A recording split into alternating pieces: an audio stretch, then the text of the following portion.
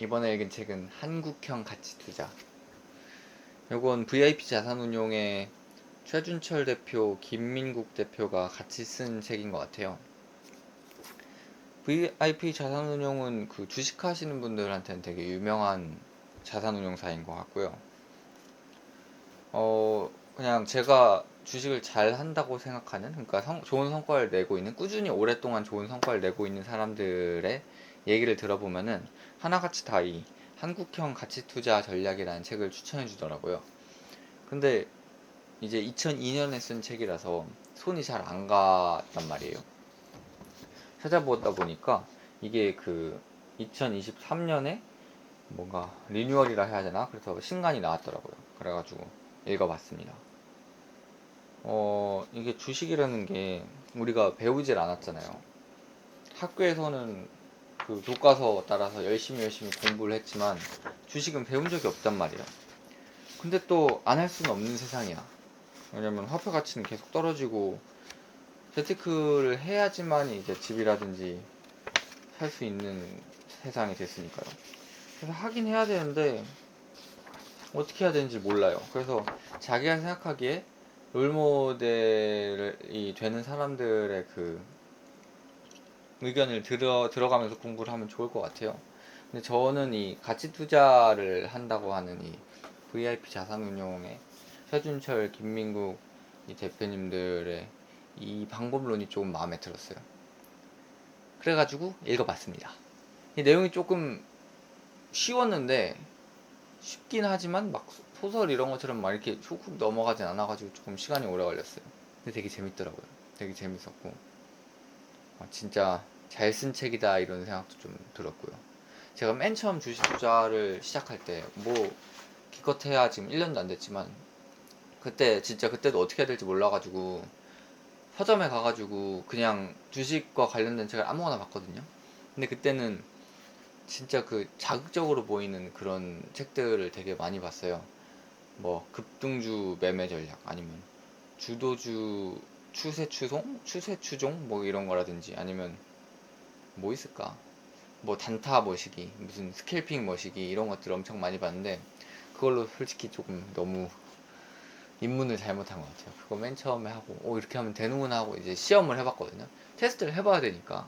근데 해봤는데 안 되더라고요. 해봤는데 거의 처음에는 살짝 벌었다가 결국 시간이 되니까 이렇게 손실이 나더라고요. 그래서 그때도 한 몇백을 잃었던 것 같은데 어쨌든 그렇게 하고 정신 차리고 이건 아니구나 싶어가지고 이제 그건 관두고 그렇게 짧은 시계열로 하는 거 다 관두고 어떻게 해야 될지 고민을 하다가 어떻게 이렇게 찾아보니까 이제 워렌 버핏부터 시작해서 뭐 피터 렌치, 필립 피셔 뭐 이렇게 와서 여기까지 지금 오게 된 겁니다. 물론 그분들의 책은 못 봤지만 그분들이 하는 말 같은 건 조금 찾아봤거든요. Anyway, 그래가지고 이 책을 봤는데 어떻게 하다 보니까 지금 제가 하고 있는 매매랑 굉장히 비슷한 느낌이 많아요. 진짜 배운 것도 많긴 한데 내가 이건 이미 하고 있는데 이런 생각도 조금 많이 들었어요. 그래서 그 중에서 몇 가지를 한번 정리를 해보면은 첫 번째 제가 몰랐던 거는 가치 투자자는 기본적으로 바텀업 투자를 하는 사람들이라는 거예요. 근데 주식을 잘한다고 하는 사람들은 대부분 다 바텀업을 하는 것 같아요.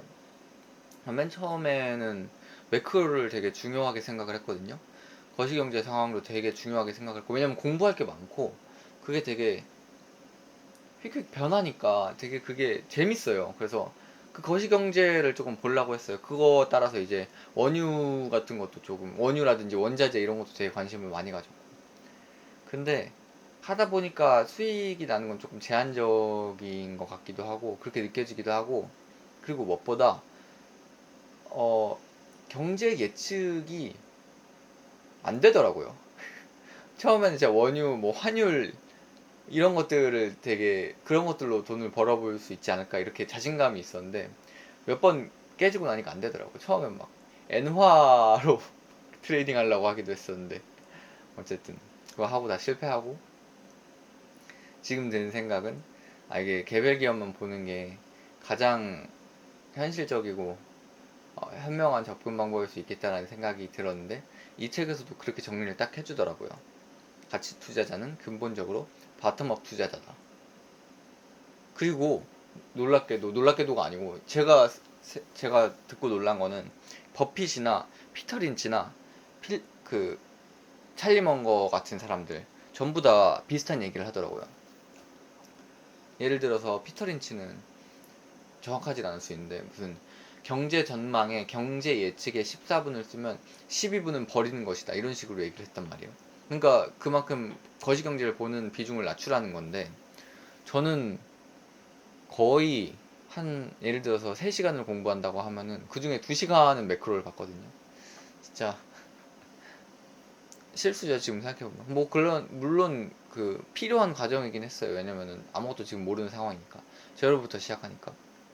어쨌든 그런 얘기가 있고 뭐 버핏 같은 경우도 개별 기업만 본다고 얘기를 하고 찰리 먼거가 얘기하는 것도 미시경제보다 더 중요한 요소는 없다 이런 식으로 얘기를 했다고 이 책에 나온 것 같아요. 이 책에 나왔어요.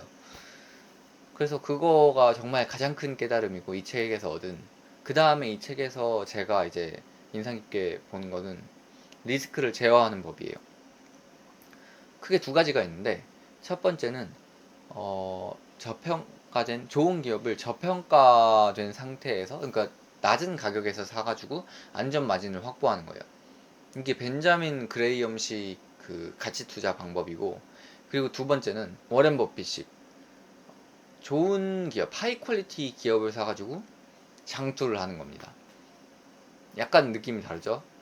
그러니까 저평가된 걸 사가지고 안전마진을 확보해서 차익을 먹는 거랑 그리고 워렌 버핏은 좋은 기업, 성장할 기업을 사가지고 오랫동안 가져가는 거 시간 가치로 이렇게 쭉 끌고 가면은 어쨌든 성장할 거니까 그런 식으로 가져가는 게 이제 크게 두 가지 축의 가치 투자 방법인 것 같아요.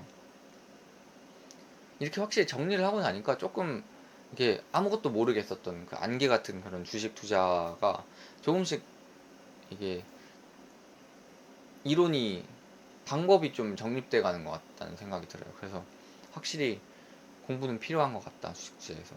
그리고 또 세 번째로 제가 이 책에서 인상 있게 본 거는 공부를 진짜 많이 해야 된다는 거예요. 특히 개별 기업에 대해서. 그러니까 내가 많이 알면 알수록 투자를 잘하게 되는 것 같아요. 특히 그 개별 기업에 대해서. 그런 예를 들었거든요. 국내 정유업에서 S오일이랑 GS랑 SK이노베이션이랑 어떤 차이가 있는지를 구분할 수 있고 어떤 게 가장 좋을지 어떤 기업을 살 수 있을지 그거를 구분할 정도는 되어야지 그 주식을 살 수 있다고 얘기를 하거든요. 그러니까 그 정도는 되어야지 내가 비중 있게 그 기업에 투자를 할 수 있게 되는 것 같아요. 그러니까 공부량이 꽤 많이 필요하다는 걸 느꼈고 그리고 또 하나 배운 거는 어 배웠다기보다는 새로 변한 거는 그 이걸 하게 됐어요. 매경 이코노미. 그러니까 원래는 제가 신문을 2개 봤었는데 중앙일보 그리고 한국경제 그 2개만 봤었는데 이제 그 경제주간지 여기가 조금 더 심층적인 그런 CEO에 대한 내용이라든지 그런 심층적인 경제 주식과 관련된 그런 내용들이 좀 있다고 들어가지고 봤거든요. 근데 괜찮은 것 같아요.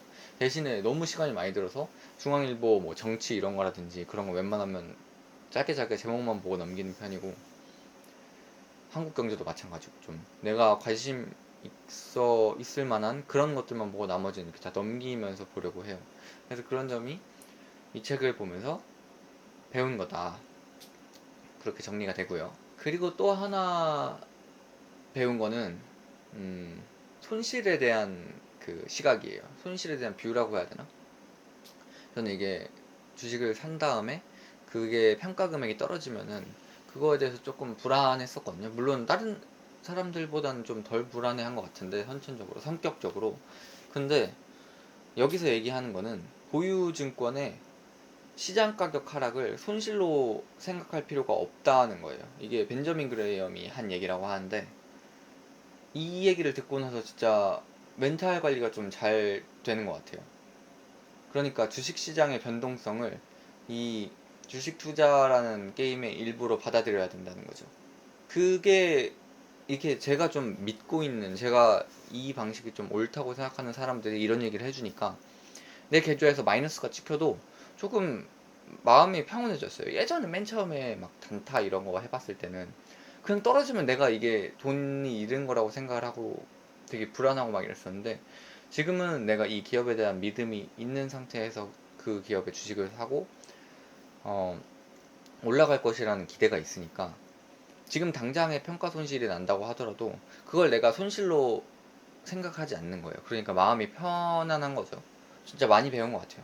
뭐 이거를 포함해가지고 진짜 많은 내용들이 이 책에 담겨 있었고, 주식 투자를, 근데 주식 투자가 사실 정답이 없잖아요. 그래가지고 진짜로 그 단타라든지 그런 스캘핑 같은 걸로 돈 번 분들이 있겠죠. 당연히 있죠. 근데 저는 그렇게는 제가 원하는 방식은 아닌 것 같아요. 지금 당장 부자가 되고 싶다는 생각도 사실 없고, 언젠가는 부자가 되고 싶긴 하지만 그렇게 막 당장 하루아침에 부자가 되는 거는 부자연스럽고 말이 안 된다고 생각을 해요, 저는. 그래서 충분히 오랜 시간을 들여서 커갈 거라고 생각을 하고, 이런 생각을 가지고 있는 사람한테는 필요한 그 주식 투자 바이블인 것 같아요. 그래서 재밌게 읽었다. 또 할 얘기가 뭐가 있나 이게? 그리고 나머지는 제가 평소에 해왔던 것들, 그러니까 제가 몇 개월 동안 주식 투자를 하면서 좀 느꼈던 것들, 그런 것들에 관련된 거라서, 물론 이게 겹친다는 게 되게 신기하긴 했어요. 예를 들면은 그 주식 투자를 할 때는 미리 공부를 다 해놓고 떨어질 때 사자 이런 생각을 좀 했거든요. 그러니까 제가 독자적으로 한 생각은 아니고 그냥 여기저기서 이렇게 얘기를 듣고 해보다 보니까 그런 생각이 들었는데, 그래서 약간 좀 그게 제 방식으로 체화된 게 좀 있거든요. 근데 이 책에서 정확히 그렇게 얘기를 하더라고요. 매도 원칙 뭐 해가지고, 매수 원칙 해서 리서치는 평소에 하고 주식은 떨어질 때 산다. 그리고 뭐 예를 들어서 이 주식이 주는 수익은 뭐 맥값이라고 생각한다. 뭐 이런 얘기도 있고. 그래서 그런 관점이, 내가 그래도 올바른 방향으로 가고 있구나라는 생각도 좀 들고 재밌었어요. 그리고 되게 마음을 울리는, 되게 공감이 많이 가는 그런 그 투자의 대가들의 격언 같은 것도 되게 많았고 되게 좋은 것 같아요. 그래서 그냥 이번에도 책 하나 읽어서 기록을 남기려고 한번 찍어봤습니다. 감사합니다. 녹화를 하고 껐는데 가장 중요한 거를, 가장 얘기하고 싶었던 거, 가장 기록하고 싶었던 내용을 하나 빼뜨렸어요. 그게 뭐냐면 이 책에 나온 내용인데, 그러면 가치 투자자는 시장에서 어떤 역할을 하는가라는 물음에 대한 대답이에요. 저는 약간 그 기존에 제가 하던 컴퓨터 연구자 일을 할 때도 그 삶의 의미에 대해서 생각을 되게 많이 했거든요. 내가 이걸 하는 게 가치가 있을까라는 생각을 되게 많이 했어요. 저는 컴퓨터 쪽에서는 그 두각을 많이 못 나타내기도 했었던 것 같고, 그리고 또 제가 하는 연구가 학술적으로는 가치가 있다고 평가받긴 했었는데 실용성 면에선 떨어졌다고 자평하거든요. 그러니까 이론적으로는 분명히 가치가 있는 거예요. 좋은 학회에서도 통과가 됐고, 근데 그게 실제로 현대 사회에서 당장 가치를 창출해내기는 어려운 연구였기 때문에 거기서 되게 저는 음, 멘탈적으로 조금 힘들었어요. 내가 하는 일이 어느 정도 가치가 있는가 이런 생각도 좀 하고. 그래서 그거 연장선상으로 내가 만약에 이 전업투자, 가치투자를 한다면 그게 어떤 삶의 의미가 있을까 이런 생각을 할 수밖에 없단 말이에요. 근데 이 책에서는 그거에 대한 명쾌한 답을 또 줍니다. 그게 되게 의미가 큰 것 같아요. 일단 가치투자자들은 시장이 일단 비효율적이라고 생각을 하거든요. 비효율적인 시장에서 그 비효율과 효율 간의 차이, 그 차이를 메꾸면서 수익을 얻는 행위를 하는 거예요. 그 과정에서 시장의 유동성을 공급하는 역할이 되기도 하고, 기업들이 제 가치를 찾는데 도움이 되는 역할을 하는 게 가치 투자자라는 거죠. 말을 잘 못했는데 어쨌든 전달은 됐을 거라고 생각해요. 시장의 유동성을 공급할 수도 있고, 그리고 또 기업이 저평가됐다거나 제대로 인정받지 못하는 기업이 있으면은 그것을 그 저평가를 해소하는 역할을 한다던가, 아니면은 어쨌든 그 기업이 제 가치대로 인정받는데 도움을 되는 한 사람으로서 역할을 하는 거죠. 그거가 제가 예전에 했었던 연구, 컴퓨터 분야 연구 일보다 더 가치 있다고 느껴져요, 저는. 그래서 저는 그런 생각을 하고 있습니다. 이 얘기를 저는 꽤 이게 저한테는 꽤 중요한 얘기였어가지고 기록을 하고 싶다라는 생각을 했었는데 까먹고 얘기를 안 해서 다시 켰습니다. 빠빠이. 감사합니다.